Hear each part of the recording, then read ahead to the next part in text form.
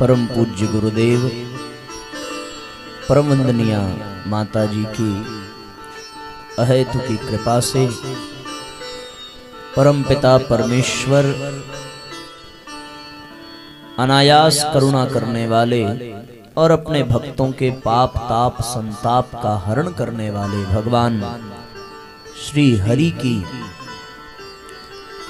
महती कृपा से बाबा विश्वनाथ की नगरी में मां गंगा के पावन तट पर श्रीमद्भागवत महापुराण को केंद्र में रख करके सप्ताह यज्ञ के अनुष्ठान के आज के द्वितीय सत्र में आवाहित पूजित स्थापित समस्त देव शक्तियों को प्रणम्य निवेदित करते हुए व्यासपीठ के समक्ष विराजमान हमारे सभी सत्संग प्रेमी श्रोत्र वृंद वर्तमान एवं भविष्य में भी आज के संदेश को विज्ञान के माध्यम से श्रवण करने वाले सभी आत्मीय बंधुओं, आप सबके हृदय में विराजमान परम पिता परमेश्वर को प्रणाम करते हुए आज के सत्र में आप सबका बहुत बहुत स्वागत, बहुत बहुत अभिनंदन, बहुत बहुत साधुवाद। आइए हम सभी भगवान की कथा, भगवान के गुण, भगवान की लीला और भगवान के नाम का चिंतन करते हुए आज की इस चिंतन धारा में प्रवेश करें। कल हम लोगों ने श्रीमद्भागवत के महात्म्य का कुछ अंश पाया जिसमें ज्ञान वैराग्य पुष्ट हुए, भक्ति माता का कल्याण हुआ, देवर्षि नारद का पुरुषार्थ, उनका उद्यम सार्थक हुआ और भगवान ने प्रकट होकर के समस्त श्रोताओं को आश्वासन दिया कि जहां कहीं भी हमारी कथा होगी वहां निस्संदेह हमारी उपस्थिति और उस उपस्थिति का आध्यात्मिक लाभ वहां उपस्थित समस्त श्रोताओं को प्राप्त होगा। आज के क्रम में प्रवेश करें। जो हिस्सा शेष बचा है भागवत महात्म्य का, उसमें एक बड़ी लोकप्रिय कथा धुंधकारी की आती है। आत्मदेव नाम के ब्राह्मण और धुंधली नाम की स्त्री के पुत्र के रूप में धुंधकारी जन्म लेता है। जन्म लेने के पश्चात कुमार्गामी होता है, अनावश्यक अनर्गल अनैतिक जीवन जीता है, वेश्याओं के चंगुल में फंसा हुआ, धन का दुरुपयोग करने वाला व्यसनी व्यभिचारी और मृत्यु के पश्चात प्रेत योनि को प्राप्त हुआ। गोकर्ण महाराज उनको संकेत मिला, उन्होंने गया में जाकर के 100 श्राद्ध तर्पण किए। इसके बावजूद भी धुंधकारी की आत्मा को प्रेत योनि से मुक्ति न मिली। तो फिर भगवान सूर्य की प्रेरणा से धुंधकारी ने, गोकर्ण जी ने श्रीमद् भागवत ज्ञान यज्ञ का आश्रय लिया और एक एक दिन में बांस की एक एक गांठें खुलती चली गईं और वो धुंधकारी इन्हीं 7 दिनों में भगवान की कृपा और भगवान के कथा की कृपा से मुक्त हुआ। उसको मुक्त देख करके वहां उपस्थित सभी श्रोताओं ने प्रश्न किया कि भगवान हम क्यों मुक्त नहीं हो पाए। जो श्रद्धा, जो समर्पण, जो उत्साह, जो लगन, जो तन्मयता चाहिए श्रोताओं को, उसके अभाव के नाते श्रोताओं का उद्धार न हो सका। तथापि गोकर्ण महाराज ने फिर से भागवत का पारायण किया और उसके पश्चात उसको सुनने वाले, विधि विधान से सुनने वाले श्रोताओं का भी उद्धार हुआ, कल्याण हुआ। ये भागवत कथा जो हमें अभयता प्रदान करती है, आनंद प्रदान करती है, शांति प्रदान करती है, सुख प्रदान करती है, ऐसी दिव्य कथा के संरक्षण में हम सभी यहाँ विराजमान होकर के आइए प्रथम स्कंद में कथा के प्रवेश करें। मंगलाचरण का क्रम संपन्न करेंगे। सभी हाथ जोड़ने, नेत्र बंद करें और भावपूर्वक भगवान की कथा के मंगलाचरण का क्रम संपन्न करेंगे। भैया थोड़ा सा इको कम कर दीजिए, उनको बोलिए जरा इको थोड़ा सा कम कर दें। जन्माद्यस्य यतोऽन्वयादितरता चार्थे स्वभिज्ञः स्वराट् तेने ब्रह्म हृदय आदिकवये मोहयन्ति यत सूर्यः तेजो वारिमृदाम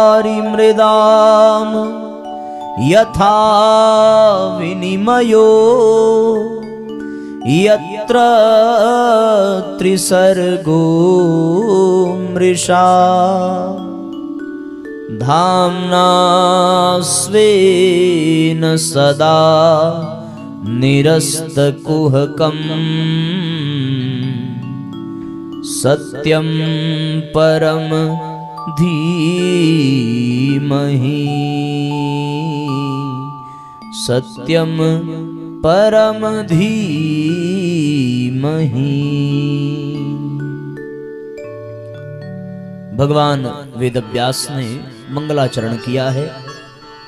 जन्माद्यस्य यतोऽन्वयादितरत, अर्थात जो स्वयं अजन्मा है, जो अनादि है, जो अनंत है, ऐसा परम पिता जिसने संकल्प मात्र से ब्रह्मा जी को भी दिव्य ज्ञान, ब्रह्म ज्ञान, वेद का ज्ञान करा दिया। तेजो वारि मृदा यथा विनिमयो, जिनके प्रभाव से माया का भी प्रभाव समाप्त हो जाता है। यत्र त्रिसर्गो मृषा, संसार के तीनों प्रकार के कष्टों को मिटा देने वाले वो परम पिता जो साक्षात सत्य के स्वरूप हैं, ऐसे परमात्मा को हम अपने हृदय में धारण करते हैं। सत्यम परम धीमहि। व्यक्ति जब किसी कार्य को करने से पहले अपने हृदय में भगवान को धारण कर लेता है तो उसके द्वारा जो कुछ भी कार्य होता है वो कार्य मंगल ही होता है। भागवत का मंगलाचरण और उस मंगलाचरण में ये प्रेरणा कि हम अपने हृदय में परमात्मा को धारण करें, सीधा सा भाव है, सीधा सा अर्थ है कि काम छोटा हो अथवा बड़ा हो, अपने लिए हो अथवा दूसरों के लिए हो, आत्म कल्याण के लिए हो अथवा लोक कल्याण के लिए हो। यदि बुरे उद्देश्य से भी हो, यदि बुरे भाव से भी हो, तो बुरे उद्देश्य बुरे भाव से भी कोई कार्य यदि आप करने जा रहे हैं अपने गुणों के प्रभाव से, 3 प्रकार के गुण होते हैं, सतोगुण, रजोगुण, तमोगुण। जिनमें तमोगुण की अधिकता ज्यादा होती है वो उन गुणों से प्रेरित होकर के अनीति ही करते हैं, अधर्म के पथ पर ही चलते हैं, अत्याचार ही करते हैं। अनीति के मार्ग पर भी यदि आप बढ़ रहे हो तो भी परमात्मा का यदि स्मरण करके जीव चलना प्रारंभ करे और अपने हृदय में उस परम पिता को धारण कर ले तो उसके द्वारा बुरे भाव से भी किया गया कर्म जो है वो अपने आप अच्छा बन जाता है, वो अपने आप श्रेष्ठ बन जाता है और भगवान उसे उसी प्रकार स्वीकार कर लेते हैं जैसे एक माता अपने बच्चे को अपनी गोदी में धारण कर लेती है। शर्त ये है कि परमात्मा को स्वीकार करना, अपने हृदय में धारण करना। और किस रूप में धारण करना? ऐसे तो भगवान के अलग अलग रूप हैं, जिसकी जैसी श्रद्धा होती है वो अपनी श्रद्धा के अनुसार, अपनी भावना के अनुसार भगवान से नाना प्रकार के संबंध भी बना लेता है, नाना प्रकार के रूप का ध्यान भी कर लेता है। पर यहां एक विशेष बात कही जा रही है कि वो परमात्मा चाहे जिस रूप में हो, चाहे जिस आकार में हो, चाहे जिस नाम को आप धारण करें, पर उस सब का सार, उस सब का आधार क्या है? सत्यम परम धीमहि। उसे मानिए तो सत्य के रूप में। और सत्य की व्याख्या बड़ी विस्तार से है। सत्य केवल वाणी का विषय नहीं है कि जैसा देखा, जैसा सुना, वैसा ही मुख से कह दिया वो सत्य हो गया। सत्य केवल इतना नहीं है। सत्य बड़ा महत्वपूर्ण चीज है। हम लोग सत्यनारायण भगवान की कथा सुनते हैं। वो कथा मात्र 2 घंटे 3 घंटे की होती है। उस 3 घंटे की कथा सुनने में हमने सत्य का आचरण किया, लेकिन बाकी के जो 20-22 घंटे बच रहे हैं उसमें हमने सत्य का आचरण नहीं किया। और यहां सत्य को धारण करने के लिए कहा गया है, सत्य कहने के लिए नहीं कहा गया। यदि कोई कसाई किसी गाय का पीछा कर रहा हो उस गऊ की हत्या करने के लिए, और वो गाय जान बचा करके भाग रही हो, आपने उस गऊ को भागते देखा और अचानक वो गाय किसी झाड़ी में छुप जाए, फिर वो कसाई आकर के आपसे पूछे कि क्या आपने इधर गाय को जाते देखा? उस समय यदि आप सत्यवादी होंगे तो फिर आप अपने सत्य के लिए ये कह देंगे कि गाय वहां छुपी हुई है। उसके बाद वो कसाई गाय के पास जाएगा, गाय के ऊपर प्रहार करेगा, गऊ की हत्या करेगा। गाय का भी भला नहीं हुआ और गऊ हत्या करने के कारण उस कसाई का भी भला नहीं हुआ। तो यहां वो सत्य मिथ्या ही है, वहां पर वो सत्य सत्य नहीं है। धर्म की दृष्टि से वो सत्य अधूरा है कि आपने जैसा देखा, जैसा पाया, वैसा बता दिया। ये तो केवल वाणी का विषय है, लेकिन इस सत्य से उस गाय का भी नुकसान हुआ और उस कसाई का भी भला नहीं हुआ। आपके द्वारा निर्देशित उस गऊ की हत्या हुई, इस नाते उसका पाप आपको भी पड़ा। तो पूर्ण रूपेण सत्य क्या है? भगवान कहते हैं कि पूर्ण रूपेण सत्य इतना ही है कि सत्य वो जिससे दूसरों का कल्याण हो, जिससे दूसरों का हित हो, जिससे दूसरों का भला हो, जिससे धर्म की स्थापना हो, वो सत्य है। वास्तव में ऐसा सत्य जब हम अपने जीवन में उतार लेते हैं तो हमारा जीवन धन्य बन जाता है। आज मनुष्य केवल वाणी के द्वारा बोले गए सत्य को ही सत्य समझता है, बल्कि सत्य बोलने का विषय नहीं है, सत्य आचरण का विषय है। हमारे आचरण में सच्चाई होनी चाहिए, हमारे व्यवहार में सच्चाई होनी चाहिए, हमारी भाषा में सच्चाई होनी चाहिए। एक आदमी बहुत सत्य बोलता था, वो सिद्धांतवादी था कि वो सत्य के सिवा कुछ बोलेगा नहीं। अब आपको एक छोटी सी बात मैं बताऊं कि एक सज्जन व्यक्ति जो व्यापारी था, छोटे स्तर का व्यापारी था और सब्जी की दुकान थी। उस दुकान पर वो प्रतिदिन शाम को अपनी दुकान सजाता, सब्जियां बेचता, जो प्राप्त करता उस सब्जी को बेच करके बचे हुए धन से अपने घर का खर्च चलाता, कुछ दान पुण्य भी करता, धर्म के मार्ग पर चलता, भगवत भक्ति करता। एक दिन उसके दुकान पर एक व्यक्ति आया और उसके पास कुछ नकली सिक्के थे, खोटे सिक्के थे। उसने बहुत सारे सिक्कों में 1-2 खोटा सिक्का मिला करके ये सोचा कि सब्जी वाले को दे देना चाहिए, इसे पता चलेगा नहीं, अपना काम भी हो जाएगा और सब्जी भी मिल जाएगी। संयोग ऐसा कि उन सिक्कों में से केवल वही सिक्का नीचे गिरा देते समय जमीन पर जो सिक्का खोटा था। जो अच्छा सिक्का होता है उसके गिरने की आवाज कुछ और होती है, और जो खोटा सिक्का हो उसके गिरने की आवाज कुछ और होती है। जब वो खोटा सिक्का गिरा तो वो आदमी इस डर से कि अब तो ये खोटा सिक्का जान ही गया होगा, लेगा नहीं, वो अपना मन बना चुका था कि ये वापस करेगा और मैं इसको रख लूंगा और ये कहूंगा कि भैया गलती से चला गया, जबकि गलती से गया नहीं है। पूर्ण रूपेण वो पूरी जानबूझ करके खोटे सिक्के को उसमें मिलाया है।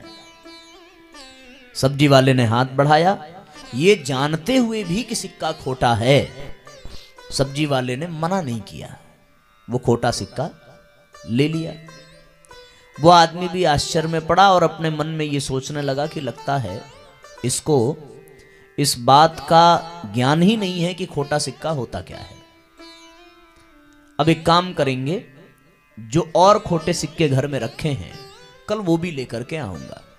अगले दिन फिर वो सब्जी लेने आया, फिर उसने खोटा सिक्का उसमें मिलाया, पकड़ा दिया। सब्जी वाले ने फिर मुस्कुरा करके रख लिया। अब जो ऐसे महापुरुष होते हैं जिनको लगता है कि केवल वही चालाक हैं और बाकी दुनिया बेवकूफ़ है, वो बड़ा दूसरों का कल्याण भी करना चाहते हैं। अब जब उनको ये लगा कि ये तो ले ही ले रहा है, तो फिर अगले दिन वो अपने घर जब पहुंचा तो अपनी पत्नी से भी कहा कि तुम्हारे पास यदि कोई खोटा सिक्का हो तो तुम दे दो। एक बड़ा बेवकूफ़ सा दुकान वाला मिला है, उसे पता नहीं चलता, मैं दे देता हूँ, वो ले लेता है। पत्नी के पास भी जो 2-4 थे उसने भी दिया, लेकिन इतने से भी बात रुकी नहीं। अब तो वो पड़ोसियों से भी कहने लगा कि यदि आपके पास खोटे सिक्के हैं तो मैं एक दुकान वाले को जानता हूँ, पता नहीं चलेगा, ये गारंटी मेरी, तुम ले जा करके दे देना, सब्जी ले लेना। जितने जितने पड़ोसियों से कहा और जिसके जिसके पास हुआ वो जा करके उसको देना शुरू करते हैं।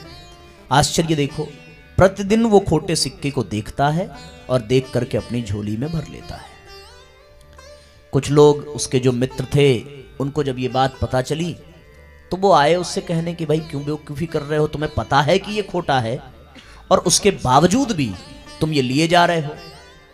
तो उस व्यक्ति ने कहा कि मुझे पता है ये खोटा है, लेकिन देने वाले को भी तो पता है कि ये खोटा है, फिर भी वो दे रहा है। और इसके बावजूद भी कि वो खोटा है, ये जानने के बावजूद भी जब वो दे रहा है तो मैं भी चुपचाप ले लेता हूं, क्योंकि 2-4 ही तो खोटे सिक्के हैं, बाकी तो असली है, उससे अपना घर चल जाता है। अब ये जितने भी खोटे सिक्के देने वाले हैं, यदि इनसे व्यक्तिगत रूप से आप मिलिए तो ये सत्य भाषा बोलने वाले, बहुत अच्छे पद पर, बहुत पैसे वाले लोग और हमेशा सच्चाई का साथ देने वाले, इनकी भाषा सत्य है, इनकी वाणी सत्य है, लेकिन इनका आचरण सत्य नहीं है। इनके आचरण में सच्चाई नहीं है, इनके आचरण में बेईमानी है, इनके विचारों में बेईमानी है, इनकी भावनाओं में बेईमानी है। लेकिन मजे की बात केवल इतनी नहीं है, इस क्रम का, इस कहानी का एक और पक्ष है कि वो सब्जी बेचते बेचते एक दिन बूढ़ा हो गया, मरने का समय आया।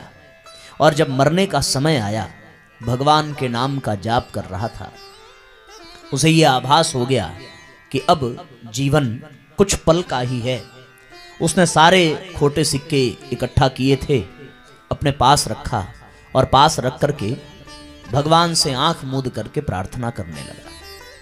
और प्रार्थना जो उसने की वो हृदय को स्पर्श कर देने वाली प्रार्थना ये थी साथियों, कि उसने भगवान से रोते हुए, बिलखते हुए प्रार्थना की, प्रभु व्यापार के समय जब जब मेरी झोली में खोटा सिक्का आया, मैं आपका प्रसाद समझकर लेता रहा।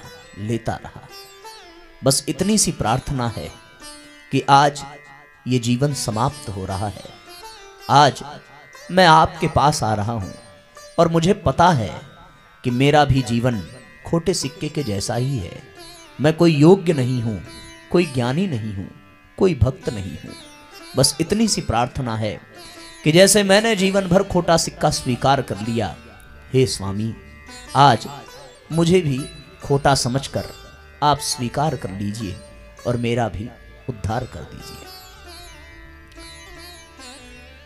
प्रसंग का उद्देश्य आप समझने का प्रयत्न करें। हो सकता है ये कहानी किसी ने बनाई हो सकता है इसमें सत्यता ना हो सकता है इसमें प्रामाणिकता ना हो, असत्य होते हुए भी ये कहानी सत्य मानी जानी चाहिए। क्यों मानी जानी चाहिए? क्योंकि एक वो जो खोटा सिक्का दे रहा है और एक वो जो खोटा सिक्का ले रहा है। देने वाला सत्य बोलने वाला है, इसके बावजूद भी उसके जीवन में सत्य नहीं है। लेने वाला ये जानता है कि वो खोटा है, फिर भी वो ले रहा है। तो आप खुद मूल्यांकन करिए कि जीवन में सत्य होने का तात्पर्य क्या है। जीवन में सत्य होने का तात्पर्य ये है कि जीवन में आचरण सत्य का होना चाहिए, व्यवहार सत्य का होना चाहिए, विचार सत्य का होना चाहिए, भावनाएं सत्य की होनी चाहिए। मुख से झूठ बोल देना ही असत्य नहीं है, आचरण से व्यक्त कर देना वो असत्य है।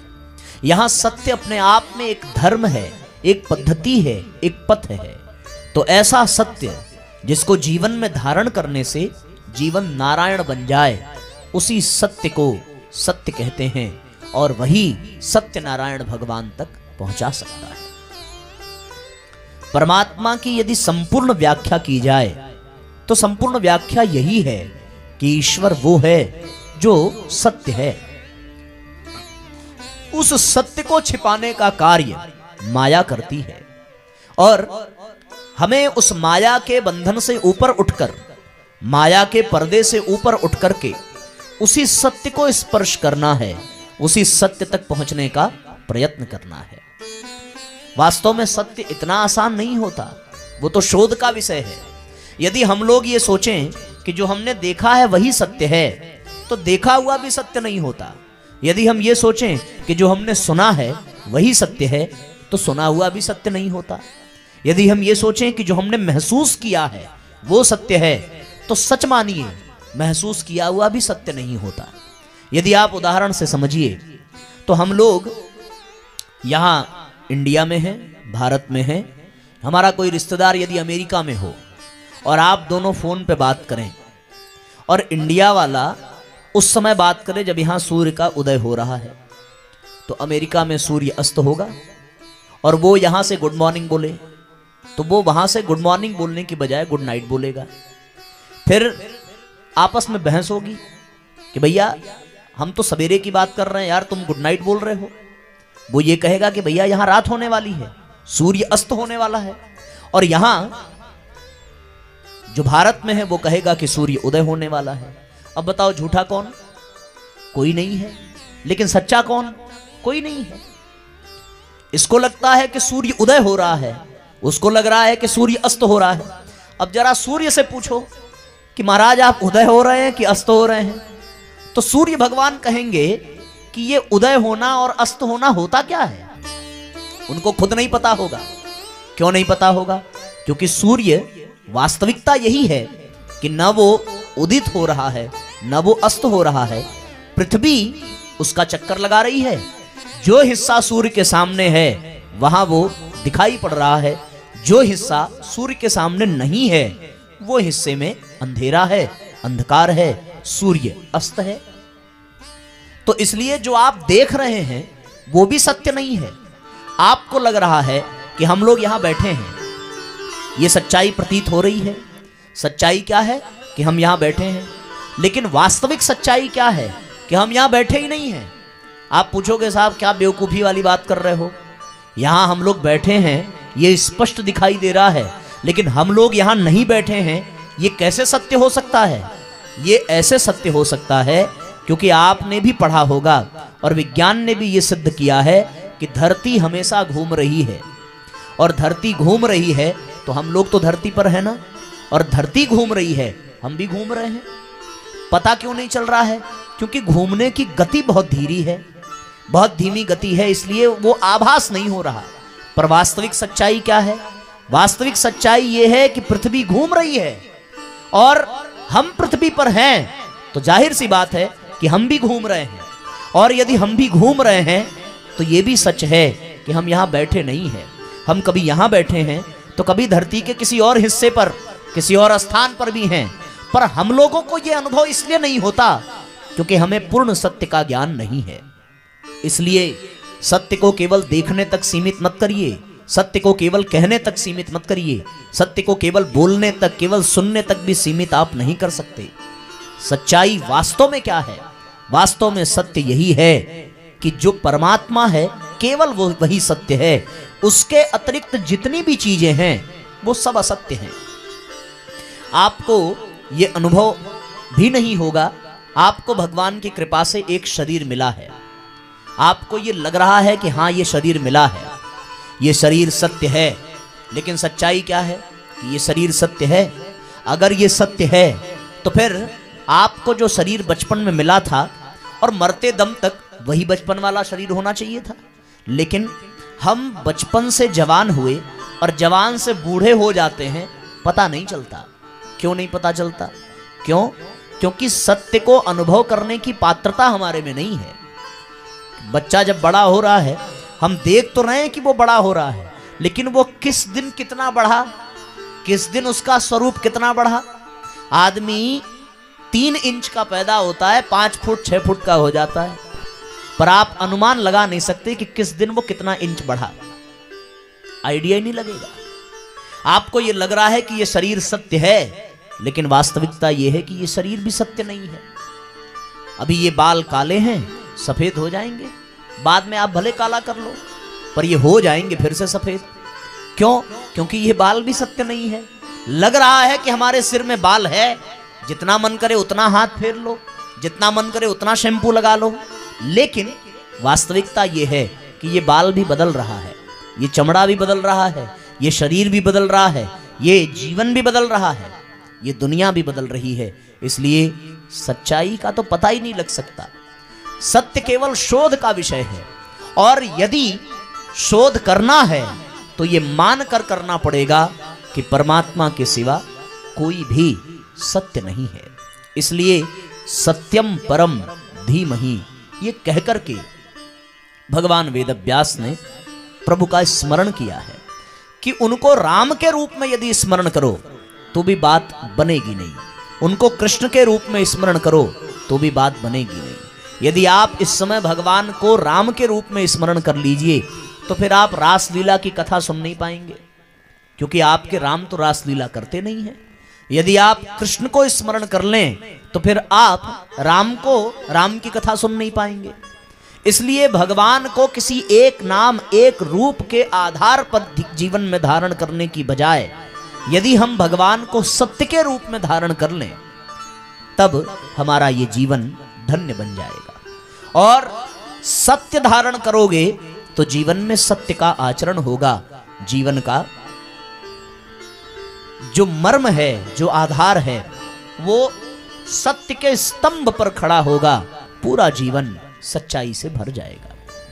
यही सबसे बड़ा धर्म है।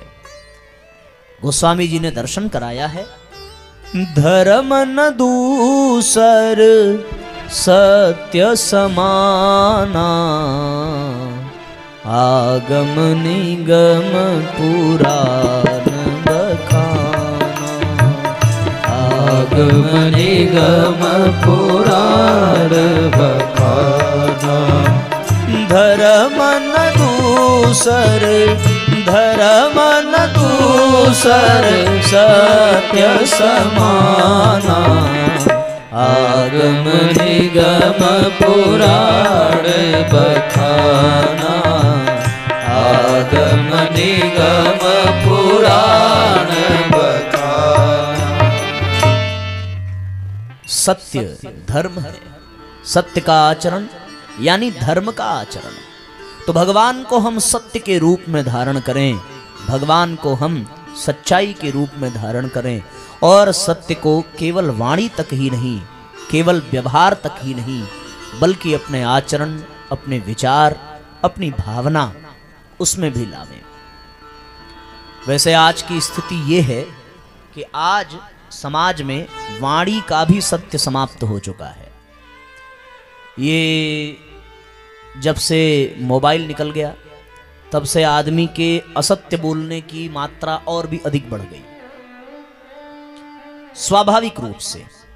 और जो धार्मिक हैं, जो धर्म के राह पर चल रहे हैं, वाणी की दृष्टि से वो भी पूर्ण रूपेण सत्य कहाँ बोल पाते हैं। तो हम सब लोगों को एक प्रयास करना चाहिए, एक पुरुषार्थ करना चाहिए कि जितना हो सके हम उतना सत्य बोलने का प्रयत्न करें।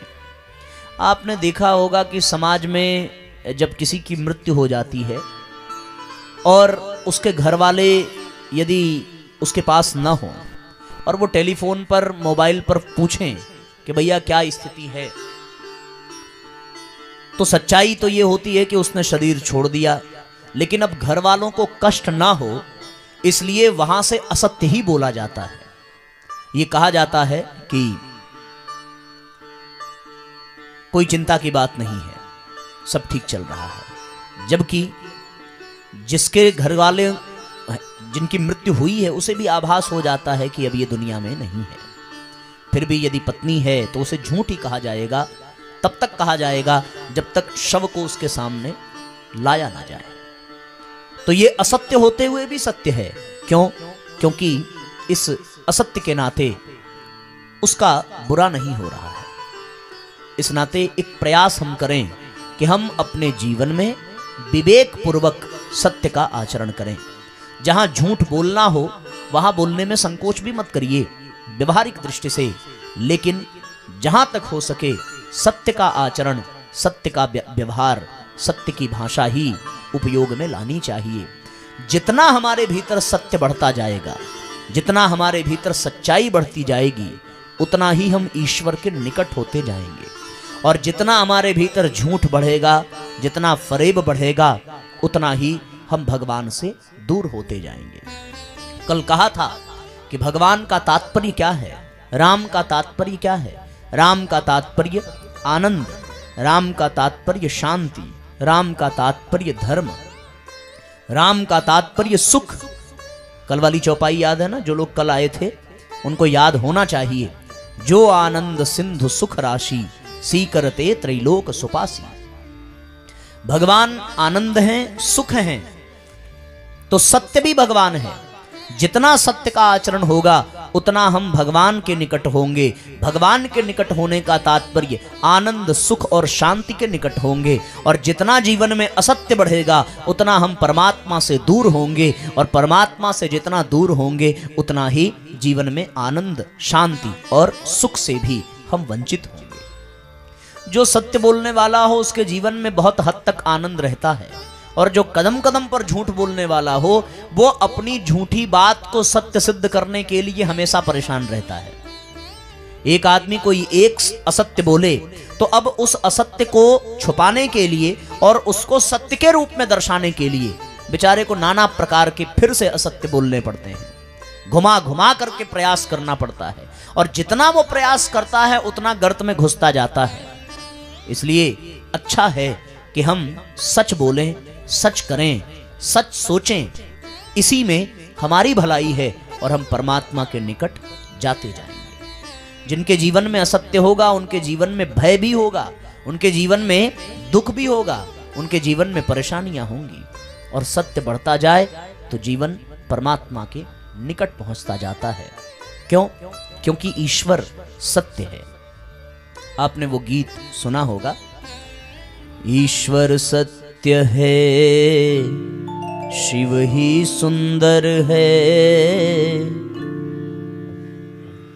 फिल्मी गीत है, चलो गुनगुनाते हैं हम लोग। इसी बहाने इस बात को अपने जीवन में धारण करें कि वास्तव में ईश्वर सत्य है, और उस सत्य रूपी परमात्मा का हम सभी चिंतन करें। सत्यम शिवम सुंदरम, सत्यम शिवम सुंदरम, सत्यम शिवम सुंदरम, सत्यम शिवम सुंदरम। ईश्वर सत्य है, सत्य ही शिव है, शिव ही सुंदर है। सत्यम शिवम सुंदरम, ओ सत्यम शिवम सुंदरम, सत्यम शिवम सुंदरम। एक साथ तालियां बजाइए और एक साथ दोहराइए।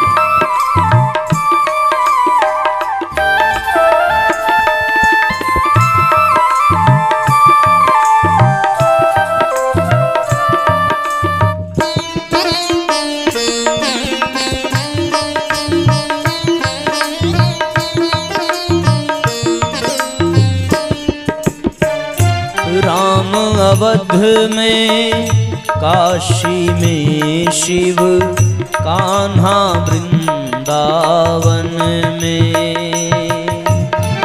राम अवध में काशी में शिव कान्हा वृंदावन में। दया करो प्रभु देखो इनको, दया करो प्रभु देखो इनको, हर घर के आंगन में राधा मोहन शरणं सत्यं शिवं सुंदरं, ओ सत्यं शिवं सुंदरं, सत्यं शिवं सुंदरं।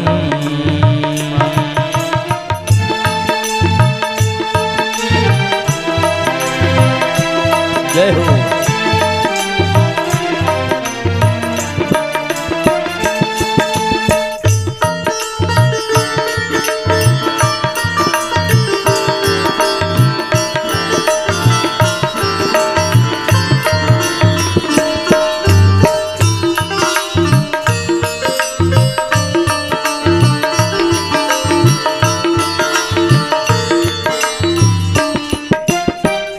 एक सूर्य है एक गगन है, एक ही धरती माता। एक सूर्य है एक गगन है, एक ही धरती माता। दया करो प्रभु एक बने सब, दया करो प्रभु एक बने सब, सबका एक से नाता।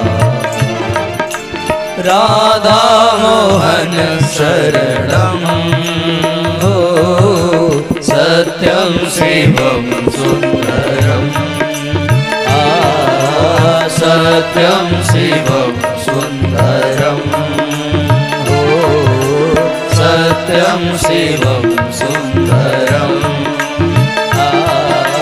सत्यं शिवं सुंदरं।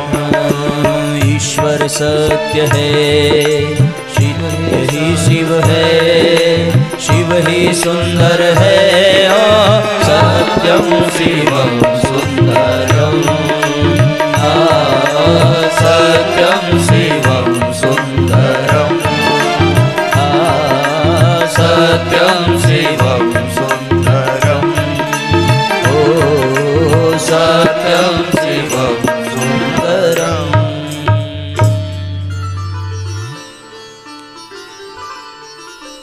तो साथियों, ईश्वर सत्य है और हमें जीवन में सत्यता को धारण करने की आवश्यकता है।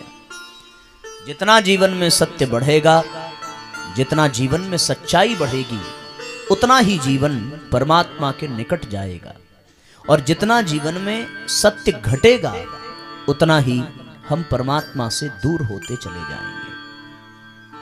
तो ध्यान रहे, सत्य केवल वाणी का विषय नहीं है, बल्कि सत्य आचरण में होना चाहिए, सत्य व्यवहार में होना चाहिए, सत्य विचार में होना चाहिए, सत्य भावनाओं में होना चाहिए।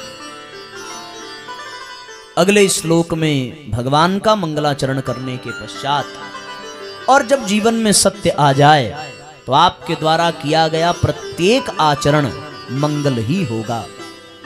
फिर अपने आप हर कार्य मंगल होगा, हर आचरण मंगल होगा, जब जीवन में हम सत्य को धारण करेंगे, सत्य रूपी परमात्मा को धारण करेंगे।